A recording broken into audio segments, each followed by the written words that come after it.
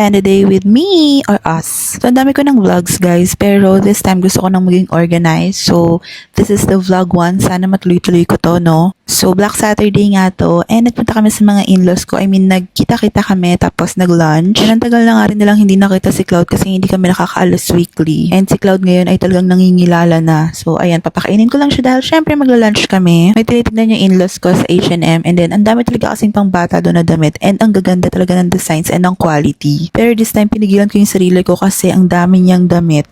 Bukod sa mga hindi nakasya sa kanya, ang dami ring mga gift na mga clothes. Kasi nang binyag niya, ayun yung nasa wishlist niya. Tapos hindi ko namamalayan, ang dami ko rin palang nabibili. Tapos ayan, bumili siya ng slippers, binilan siya ng kanyang wawa. And sobrang cute niya talaga as in. Tapos kasama ko din yung kapatid ko and bibili naman siya ng kanyang helmet. So habang bakasyon, kinuha kasi siya ng aking tita na rider or laundry shop. Tapos binilan ko lang din dito si Cloud sa Healthy Options kasi minsan hindi na kami nakakapag-prepare. Tapos grocery lang kasi meron kaming upcoming na outing. Nakakatayo na kasi mag-isa si Cloud and minsan tumatagal na siya pero hindi niya pa kaya mag-step mag-isa. And bukas na rin pala dito sa SM North yung Bath and Body Works. So gusto namin ni Habi ng candle. Tapos CR namin siya nilalagay. After nga niya, nakapili na yung kapatid ko ng kanyang helmet. So binalikan namin. Ang gulo ng vlog na to, ang dami nangyayari guys. Pasensya na kayo. Pero eto na, ayan ang kanyang helmet. Nakabili na siya final. Dahil nga may laundry shop yung tita ko. So siya muna yung kinuha na rider. Dahil bakasyon naman. And ayan, pauwi na din kami. Sobrang random lang vlog na to. But ayan, tulog yung kapatid ko. Bye!